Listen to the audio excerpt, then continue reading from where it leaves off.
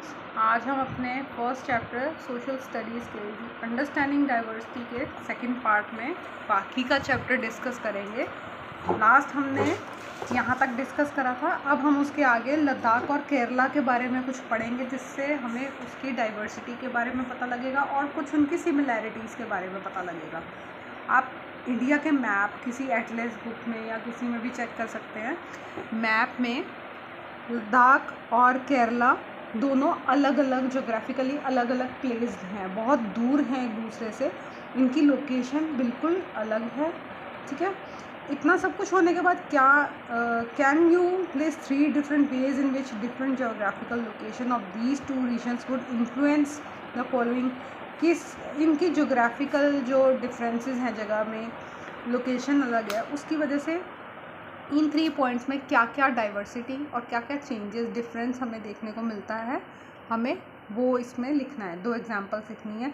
The food people eat, Ladakh में लोग कैसा खाना खाना पसंद करते हैं और केरला में लोग कैसा खाना खाना पसंद करते हैं या कैसा खाना अक्सर खाते हैं, उनकी 2 एग्जांपल्स लिखनी है आपने। द क्लोथ्स दे वेयर, दोनों का क्लाइमेट अलग अलग है, तो वहाँ के लोगों के पहनने वाले कपड़ों का फ़र्क होगा। ठीक है, कुछ समर क्लोथ्स होते हैं या उनकी जहाँ पे विंटर क्लोथ्स होते हैं, कपड़ों का टेक्सचर और कपड़ों की क्वालिटी, कपड़ों का बनावट, उनका स्टाइल अलग होता है। वो हम उनका नाम बता के यहाँ पे डिस्क्राइब करेंगे। द वर्क दे डू, हमारी जगह, रहने का इलाका हमारे काम को भी इन्फ्लुएंस करता है। हम जहाँ रहते हैं वहाँ के इलाके के अकॉर्डिंग अपना काम, अपना प्रोफेशन डिसाइड करते हैं। वैसे ही लद्दाख में रहने वाले लोग, इस तरह की लोकेशन अगर आपको मिले, वहाँ पे आप क्या काम कर सकते हैं। अब यहाँ पे आप मोस्टली आपको ये तो नहीं दिखेगा कि यहाँ पे लोग कपड़ों की शॉप खोल के बैठे हुए हैं, यहाँ पे हर थोड़ी देर बाद आपको टॉय शॉप मिल रही है, नहीं। यहाँ पे इस क्लाइमेट, इस लोकेशन के अकॉर्डिंग वहाँ के लोग क्या प्रोफेशन, क्या काम चूज़ करा है लोगों ने, वो क्या करते हैं, वो अलग है। केरला में देखेंगे तो वहाँ का लोकेशन, वहाँ का क्लाइमेट, वहाँ का माहौल अलग है, वहाँ के लोग अलग कामों में। ठीक है, ये लद्दाख के ड्राई माउंटेन्स की पिक्चर है। लद्दाख के बारे में बताया गया है। ये east of Jammu and Kashmir में है इसकी लोकेशन। बहुत ही एग्रीकल्चर के पर्सपेक्टिव से यहाँ पे बहुत कम वेजिटेशन होती है, कम स्नो से ज़्यादातर तो ये घिरा रहता है। तो यहाँ पे क्रॉप्स और फील्ड का काम ज़्यादा इतना नहीं है, वहाँ पे वेजिटेशन और फार्मिंग इतना नहीं है, जितना भी है बहुत कम है। कुछ ही चीज़ें हैं जो इतने ड्राई एरिया में या इतने कोल्ड एरिया में उगाई जा सकती हैं। ठीक है, there are very few trees that can grow there. For drinking water people depend on melting of snow during the summer months. पीने के पानी के लिए भी कभी कभी यहाँ पे समर में हमें बर्फ़ के पिघलने का इंतज़ार करना पड़ता है। यहाँ पे इतनी ठंडा है, पीने का पानी तक कई बार जम जाता है।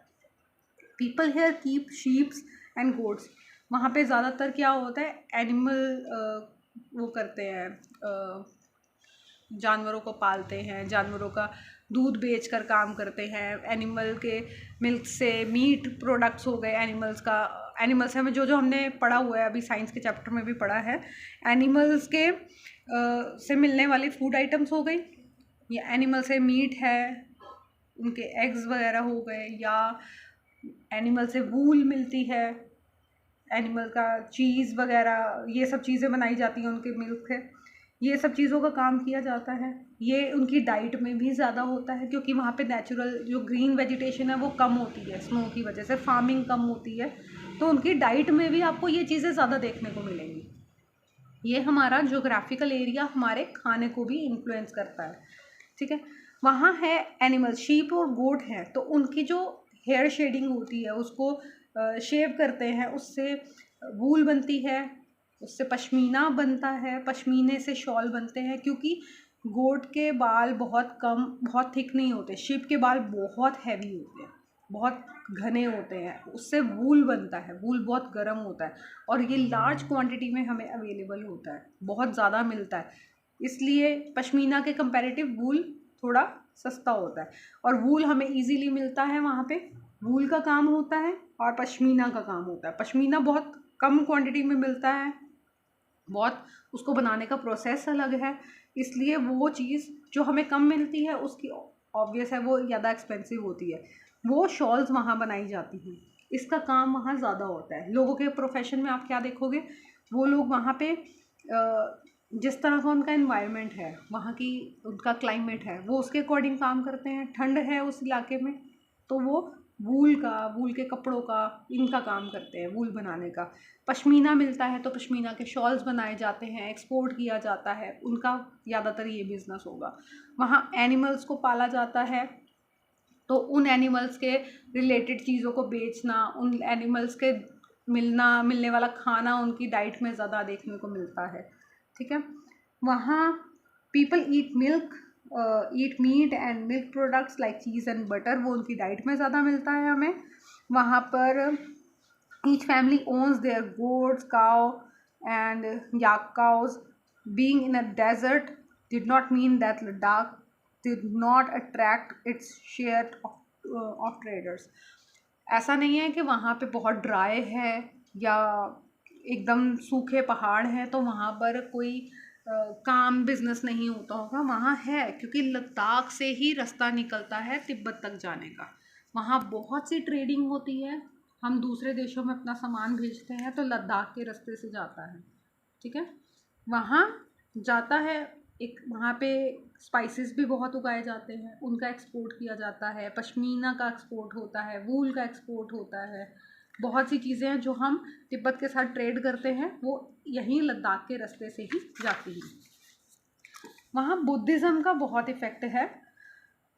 Buddhism reach Tibet via Ladakh, Ladakh से ही बुद्धिज़्म यहाँ आया है। Ladakh is also a little Tibet, क्योंकि तिब्बत वहाँ से बहुत क्लोज़ है, वहाँ के लोगों का आना जाना होता है, उन लोगों के साथ हमारी ट्रेडिंग ज़्यादा होती है। जिन लोगों के साथ हम ज़्यादा बातचीत करते हैं, हम उनकी भाषा सीख लेते हैं, हम उनके तौर तरीके सीख लेते हैं। वैसे ही हमारा तिब्बत के साथ, लद्दाख के एरिया के लोगों का तिब्बत के साथ बहुत ज़्यादा लेन देन और बिज़नेस डिपेंड करता है, तो उनका काफ़ी इफ़ेक्ट है। तिब्बत का बहुत इफ़ेक्ट दिखता है लद्दाख के लोगों पर, और लद्दाख को एक तरह से छोटा तिब्बत भी कहा जाता है। Islam was introduced in this region more than 400 years ago। 400 साल से भी पहले से वहाँ पर मुस्लिम कल्चर, मुस्लिम रिलीजन को वहाँ आ चुका था, और उसका काफ़ी असर देखने को मिलता है। Ladakh is very rich in oral tradition. वहाँ के गाने, पोएम्स इतने फेमस हैं, हम कई जगहों पे उनके गाने, उनका म्यूज़िक सुनने को मिलता है। बहुत अच्छी अच्छी उनकी पोएम्स हैं जो बुक्स में, या कहीं आपने फिल्मों के गानों में भी उनकी पोएम्स का और सॉन्ग्स का इफ़ेक्ट देखा होगा। कोई म्यूज़िक उनका लिया जाता है, बहुत अच्छा म्यूज़िक वहाँ का बहुत फेमस है।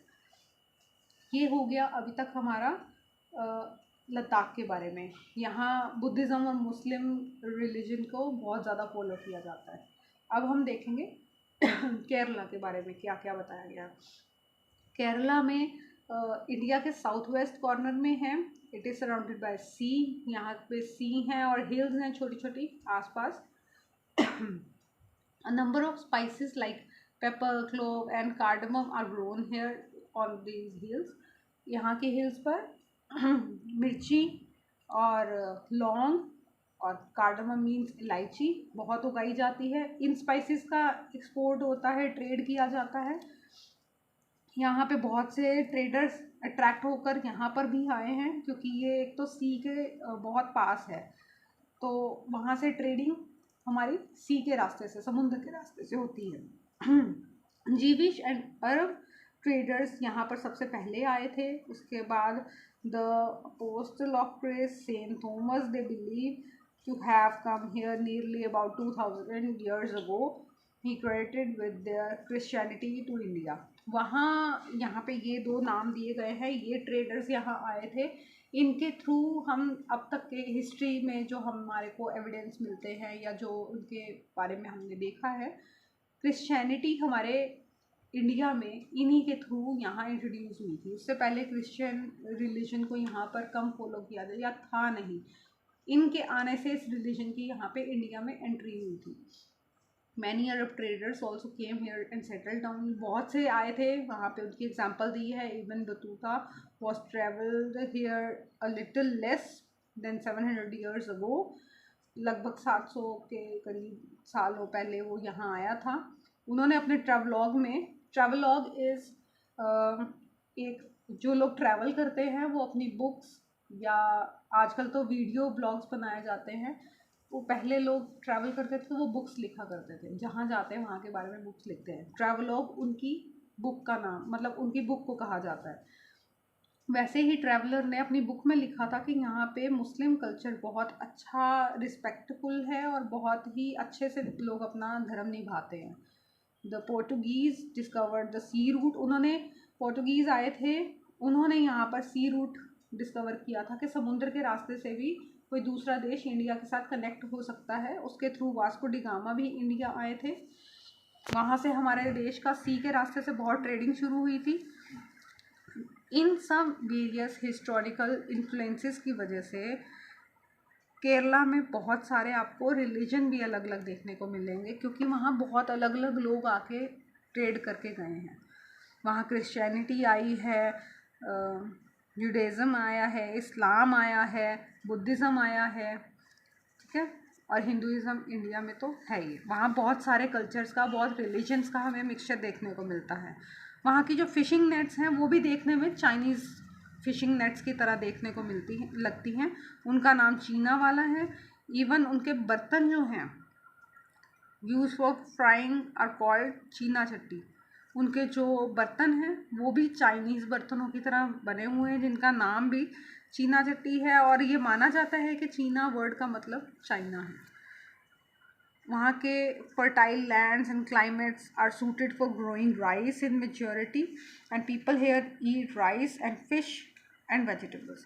वहाँ की जो क्रॉप है, वहाँ की जो लैंड है वो राइस के लिए बहुत अच्छी है। बहुत अच्छा राइस उगाया जाता है और बहुत सारी मात्रा में उगाया जाता है, बहुत क्वांटिटी में बनाया भी जाता है, खाया भी जाता है और बाहर भी भेजा जाता है।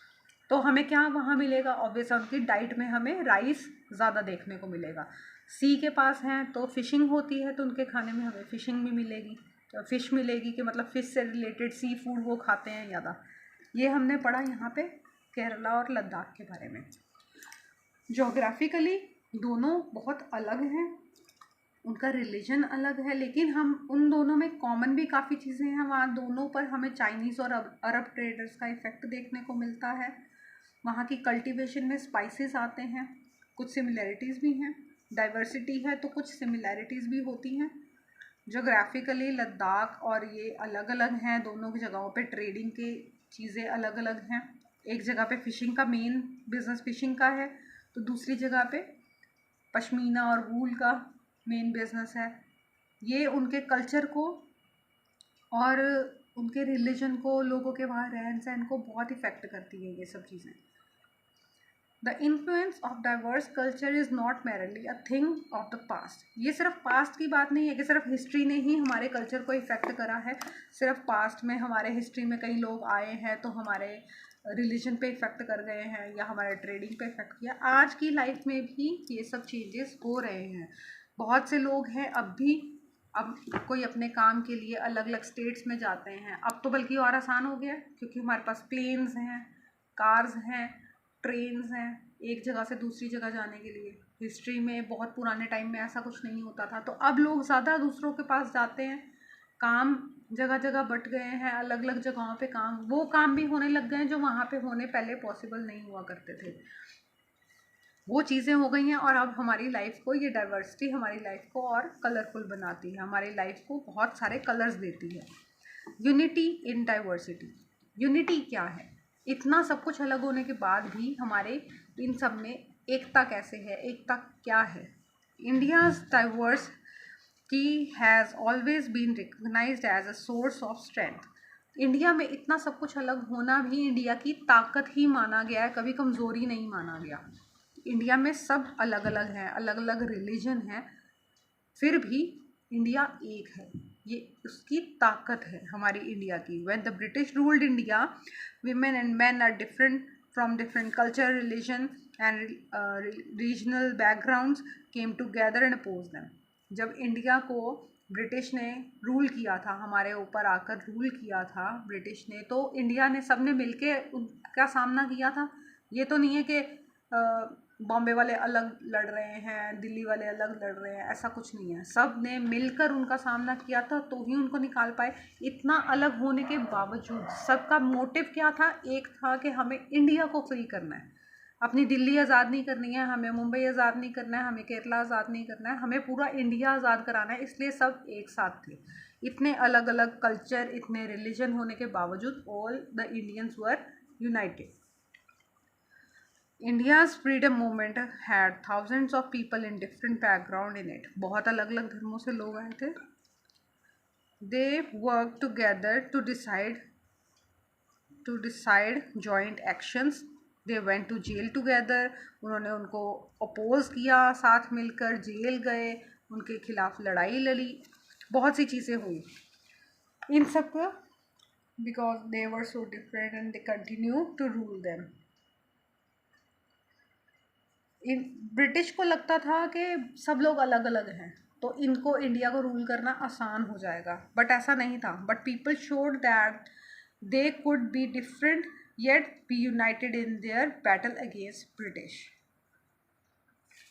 ब्रिटिश का सोचना था कि हिंदू अलग है, पंजाबी अलग हैं, मुस्लिम अलग हैं, बुद्धिज़्म वाले लोग अलग हैं, ये सब अलग अलग हैं, तो हम अलग अलग इनको लड़वा देंगे और इनको रूल करेंगे, हमारे लिए आसान हो जाएगा इंडिया पे राज करना। बट इंडिया वालों ने सब ने मिलकर अपनी यूनिटी से दिखाया कि नहीं, हम एक हैं, हम इंडियंस पहले हैं, ठीक है। इसी वजह से उनको हरा सके। आप लोगों ने पेट्रियाटिक फिल्म्स देखी होंगी भगत सिंह पे, और उसके अलावा कई फिल्म्स हैं, आपको मिल जाएंगी। आप एग्जाम्पल्स में चेक कर सकते हैं, पेट्रियाटिक मूवीज़ चेक करेंगे on India, based on Indian independence, आपको बहुत सी लिस्ट मिलेगी ऐसी फिल्मों की। ऐसी फिल्म्स तो आप देख सकते हैं, आपको कोई मना नहीं करेगा। आप अपने एक प्रोजेक्ट के लिए देखिए, आपको मिलेगा उसमें कैसे अलग अलग रिलीजन के लोग मिलकर एक साथ उन्होंने ब्रिटिश के अगेंस्ट आवाज़ उठाई थी, और उनके साथ बिना वॉर, इतनी बड़ी लड़ाई के बिना, सिर्फ एक उनके अगेंस्ट स्टैंड लेकर ही उन लोगों को यहाँ से बाहर कर दिया था, ठीक है।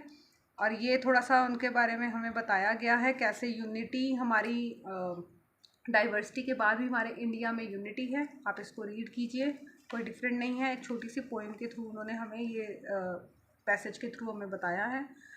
ये सॉन्ग है, this song was sung after the Jallianwala Bagh massacre in Amritsar, in which British general opposed fire on the large group unarmed peaceful people killing.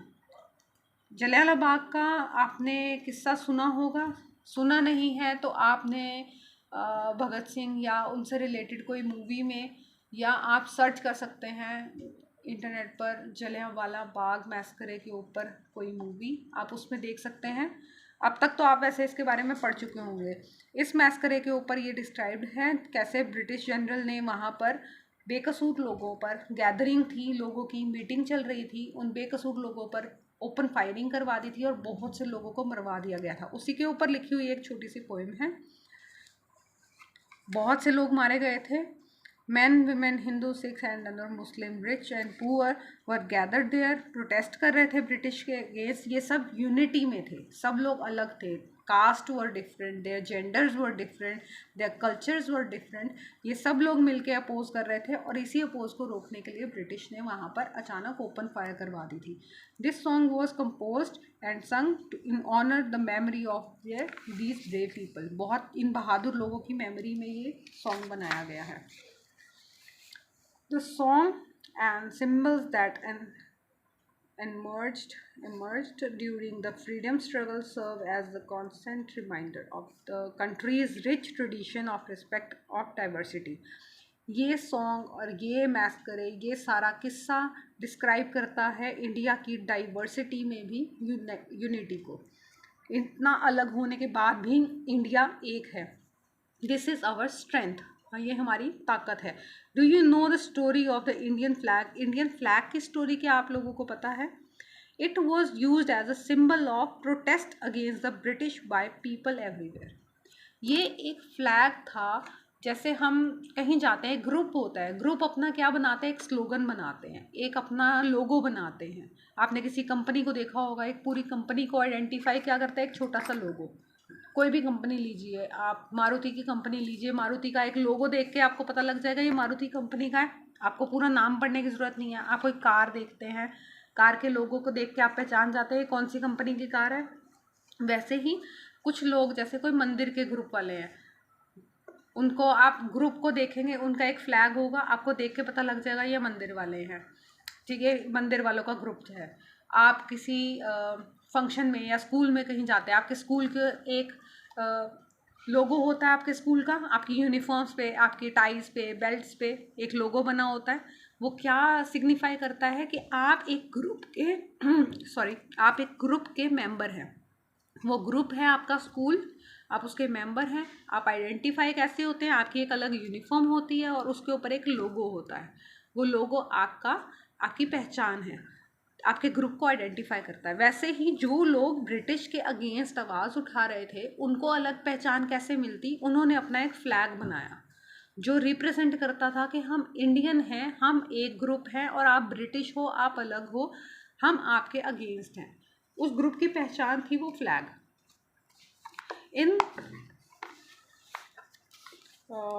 It is used as a symbol of the protest against British by the people everywhere. In his book, The Discovery of India, Jawaharlal Nehru says, Jawaharlal Nehru जी की book में, the book name is The Discovery of India, says that Indian unity is not something imposed from the outside, but rather it was something deeper and within its fold. The widest tolerance of belief and custom was practiced, and every variety of acknowledged and even encouraged. उनकी book में लिखा है कि हमारे जो अंदर जो unity दिखाई गई है वो लाई नहीं गई है, वो हमारे अंदर से निकली है, हमारे अंदर थी, सिर्फ उसको एनकरेज किया गया है। It was Nehru who coined the phrase unity in diversity to describe the country. उन्होंने, जवाहरलाल नेहरू जी ने ही हमें ये स्लोगन दिया था, यूनिटी इज डाइवर्सिटी, कि इतनी भिन्नताओं में भी एकता है। हमारे देश में इतना अलग अलग होने के बाद भी सब एक हैं, ये उन्होंने हमारे को इसी स्लोगन से दिया था। और ये पहचान हमारे फ्लैग में भी दिखती है। 3 कलर्स हमारे 3 अलग पार्ट्स को शो करता है, हमारे कल्चर को, हमारे पीस को, हमारी फर्टिलिटी को, हमारे अलग अलग उन चीज़ों को जिससे हम ग्रो करते हैं, हमारी हिम्मत को, इन सबको शो करता है ये flag. India's national anthem, composed by Rabindranath Tagore and another expression of the unity of India. In what way does the national anthem describe this unity? National anthem हमारी unity को कैसे describe करता है? ये language जिसमें लिखा गया है, हम उसको गाते हैं। जो इनको आप मानोगे, आप पूरी तरह से अगर नेशनल एंथम का प्रॉपर मीनिंग नहीं भी जानते, फिर भी हर किसी को नेशनल एंथम याद है। हमारी कंट्री में हर स्टेट में नेशनल एंथम बोला जाता है, सब लोग एक ही नेशनल एंथम गाते हैं और सब इस नेशनल एंथम को फील करते हैं, चाहे उनको वर्ड टू वर्ड मतलब नहीं भी पता, फिर भी नेशनल एंथम गाते हुए हर किसी को रिस्पेक्ट अंदर से आती है, जगानी नहीं पड़ती, किसी को कहना नहीं पड़ता कि नेशनल एंथम है तो फील करो ये आपके देश का है, बताना नहीं पड़ता। आप सुनते हैं तो आपके अंदर से प्राउड फील आती है कि हमारे देश के लिए और हमें इसकी रिस्पेक्ट करनी है, बिना कहे आप उसकी रिस्पेक्ट करते हैं। ये हमारी यूनिटी को दिखाता है। हम अलग हैं लेकिन हम सब एक हैं, हमारी फैमिली एक है, वी ऑल आर इंडियंस। ये हमारी डाइवर्सिटी में यूनिटी है। कुछ क्वेश्चंस हैं इसमें, आपको आपकी टीचर क्लास में डिस्क्राइब करेंगी, आप इसको खुद रीड कर सकते हैं। आपके चैप्टर रीडिंग अगर अच्छी होगी तो आपके क्वेश्चन आंसर्स भी आपके ईजी होंगे, आपको उसमें कुछ अलग से मेहनत नहीं करनी पड़ेगी, ठीक है। अब बाकी क्वेश्चंस हम नेक्स्ट वीडियो में रीड करेंगे, वो ज़्यादा लंबी वीडियो नहीं होगी, बस हम चैप्टर के बारे में थोड़ा सा डिस्कस करेंगे इसमें। Till then take care, bye, thank you.